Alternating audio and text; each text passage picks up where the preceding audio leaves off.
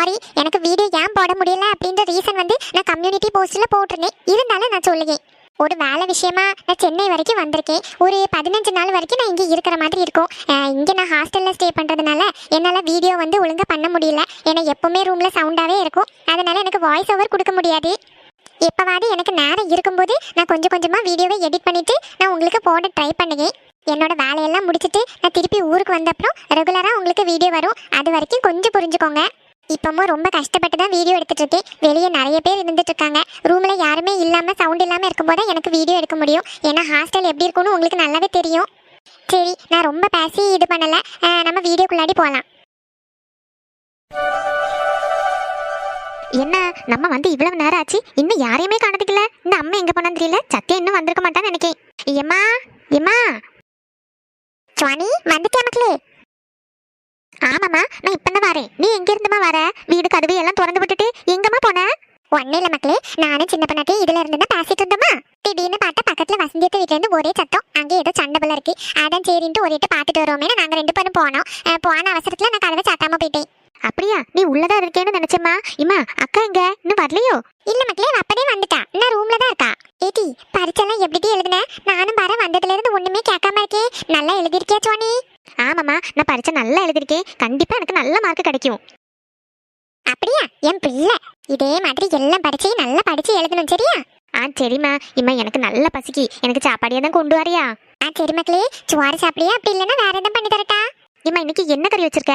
ஏடி, இன்னைக்கு திங்கக்கிழமைல அதனால சாம்பார் வச்சிருக்கேன். மாதிரி அப்பளம் பொரிச்சு போட்டிருக்கேன். காய்கறி தம்பி, இன்னைக்கு திங்கக்கிழமை நம்ம வீட்டுல மீனும் ஒன்றும் வாங்க மாட்டோம். சரி, உனக்கு வேணும் ஒரு முட்டை ஆம்லேட் போட்டு தரட்டா? இந்த சாம்பாரும் பப்படம் வச்சு சாப்பிடுக்கியா?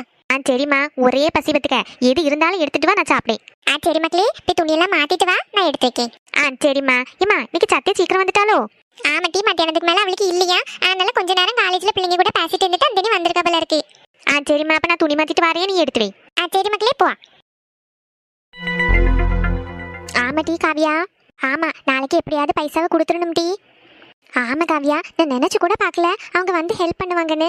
நான் கொடுத்த ஏச்சுக்கு அந்தேனி நம்மளை விட்டு போயிடுவாங்கன்னு தான் நான் நினைச்சேன். ஆனா அவங்களாவே வந்து என்கிட்ட கேட்க கூட செய்யாம பில்லு பே பண்ணாங்க.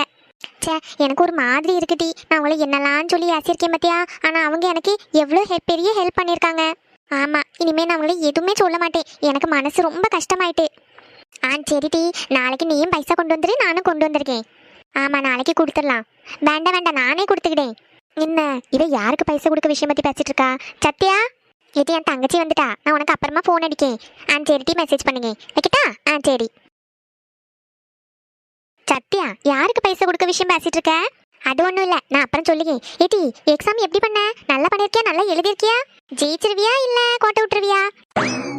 தமிழ் எக்ஸாம் தானே டி, அதுக்கு எதுக்கு இவ்வளோ சீனு? நல்லா எழுதியிருக்கேன். உனக்கு தான் 1008 ஸ்பெல்லிங் மிஸ்டேக் வருமே, அதனால தான் கேட்டேன். அதெல்லாம் ஒன்றும் இல்லை, நல்லா தான் படிச்சுட்டு போனேன், அதை எழுதியிருக்கேன். சரி, அடுத்த எக்ஸாம் என்னைக்கு? எந்த எக்ஸாமு? இங்கிலீஷாக தானே இருக்கும். ஆமாடி, எல்லாம் ஈஸியானதெல்லாம் ஃபஸ்ட்டு வச்சிருக்காவ. அடுத்த எக்ஸாம் இங்கிலீஷ். 3ஆம் தேதி இன்னைக்கா, 6ஆம் தேதி அடுத்த எக்ஸாமு. சரி போய் இருந்து படி. நீ யாருக்கு பைசா கொடுக்க விஷயம் பற்றி பேசிட்டு இருந்த? அந்த விஷயத்த சொல்ல, அப்புறமா சொல்லுங்க. போ சொல்லு சத்யா. சரிங்க, வாட்டி ஒரு சீக்ரெட்டு. என்ன இப்ப சொல்லு. இது இன்னைக்கு காலேஜ் மத்தியானமே முடிஞ்சிட்டு பார்த்துக்க. ஆமா, அம்மா சொன்னவ. எதுக்கு?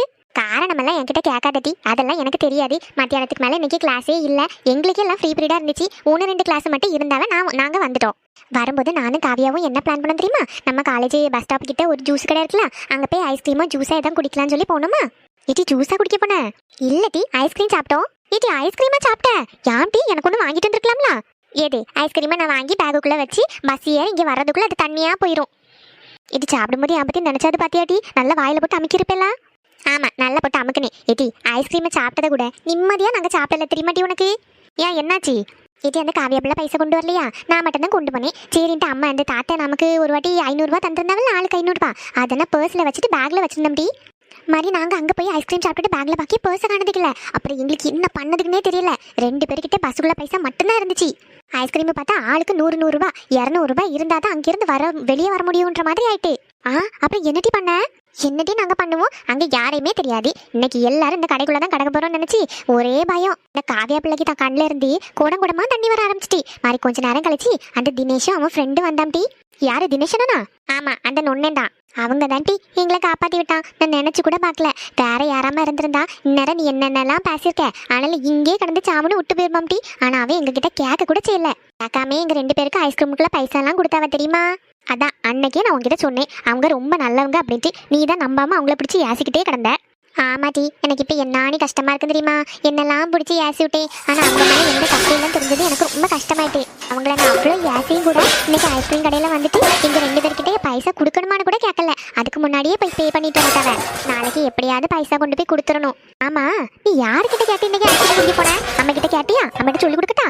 போய் சொல்லி கொடு. சொல்லி கொடுத்தா உனக்கையும் காட்டி மாட்டேன் வீட்டில் போட்டு உடச்சிருவேன். சுவானி, என்னாச்சு? நான் சும்மா தான் சொன்னேன். அம்மிட்டெல்லாம் ஒன்றும் சொல்ல மாட்டேன், பயப்படாத. இது என்ன இப்படி நின்றுட்டு இருக்கா? ஏ சுவானி. ஒன்றும் இல்லை, சரி நான் போய் சாப்பிடுங்க. சுவானி, என்னாச்சு? ஏதாவது பிரச்சனையா? பிரச்சனை எல்லாம் ஒன்றும் கிடையாது சத்யா. அப்புறம் யார்த்தையும் மூஞ்சி தொங்க வச்சுட்டு இருக்க? இன்னைக்கு எக்ஸாம் போகிறதுக்கு முன்னாடி நான் கோயிலுக்கு போயிருந்தேனா, அங்கே வச்சு கார்த்தி அவங்கள பார்த்தேன். இது நம்ம ஊர் கோயிலையா? யாராவது பார்த்துருந்தாங்கன்னா என்னட்டியா இருக்கும்? நம்ம ஊர் கோயில் கிடையாது, கொஞ்சம் அந்த பக்கம் தள்ளி இருக்க கோயிலுக்கு தான் போனேன். அங்கே என்ன நம்ம ஊர்லேருந்து யாரும் பெருசாக வரமாட்டாவல்ல. ஆனாலும் உனக்கு ரொம்ப தான் தைரியம் சுவானி. ஆமாம், எக்ஸாம் எழுத தானே போனேன். எதுக்கு காலங்கத்தாலே பாய் ஃப்ரெண்டை மீட் பண்ண போனேன்? ஏட்டி, அது வேற ஒன்றும் கிடையாது. இனிமேல் நாங்கள் 2 பேரும் பேசிக்கவும் மாட்டோம், பார்த்துக்கவும் மாட்டோம். அப்படியே எங்கேயாவது வச்சு பார்க்க வேண்டியது வந்தாலும் நாங்கள் பேச மாட்டோம். ஏன் சுவானி, பிரேக்கப் பண்ணிக்கிட்டீங்களோ? வாட்டி இருந்துச்சு. அப்படியெல்லாம் ஒன்றும் கிடையாது. பிரேக்கப்லாம் நாங்கள் 2 பேரும் பண்ண மாட்டோம். ஆனால் நான் படித்து முடித்து வேலைக்கு போகிற வரைக்கும் நாங்கள் 2 பேரும் பேசிக்க மாட்டோம் அப்படின்னு நாங்கள் முடிவெடுத்திருக்கோம். பரவாயில்ல, 2 பேருக்கு இப்போயாச்சும் கொஞ்சம் நல்ல புத்தி வந்துச்சே. ஆனால் எனக்கு எவ்வளோ கஷ்டமாக இருக்குன்னு தெரியுமா சுவானி? கொஞ்ச நாள் அப்படிதான் இருக்கும் சுவானி, அதுக்கப்புறமா எல்லாம் சரியாயிடும். நானும் உன்கிட்ட எப்பவும் அதானே சொல்லுவேன். இப்போ லவ் பண்ணி இப்படியெல்லாம் பேசிக்கிட்டு தெரியற வயசே கிடையாது. அம்மாக்கும் அப்பாவுக்கு இந்த விஷயம் தெரிஞ்சதுன்னா எவ்வளோ ஃபீல் பண்ணுவாங்க. அது மட்டும் இல்லை, நீ என்ன தப்பு பண்ணாலும் என்னதான் ஃபர்ஸ்ட் பிடிச்சி கல்யாணம் பண்ணி வச்சிருவாங்க. எனக்கு அது வேற ஒரு பக்கம் பயமா இருக்கு. இப்போ மட்டும் என்ன? இப்போ மட்டும் உனக்கு கல்யாணம் பண்ணி வைக்க மாட்டாங்கன்னு எதுவும் நிச்சயம் இருக்கா? நீ காலேஜ் செகண்ட் இயருக்கு போயிட்ட.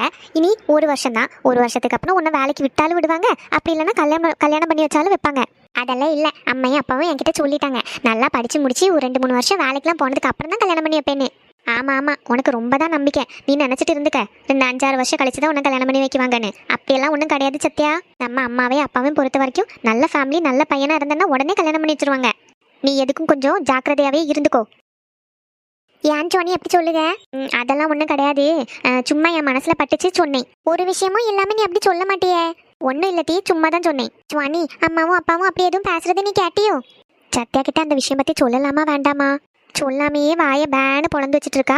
விஷயம் மட்டும் தெரிஞ்சிச்சு இன்னைக்கு வீட்டில் அழுத ஆர்ப்பாட்டம் பண்ணிடுவா. வேண்டாம், இந்த விஷயம் நமக்கு தெரிஞ்ச மாதிரியே காட்டிக்க வேண்டாம். அவளா தெரிஞ்சுக்கிட்டா தெரிஞ்சுக்கிட்டோம், இல்லை அம்மையா அப்பாவும் சொன்னா தெரிஞ்சுக்கிட்டோம். நம்மளா இந்த விஷயத்தை பத்தி பேசவே வேண்டாம். சுவானி, உன்கிட்ட தான் கேட்டுட்டு இருக்கேன்.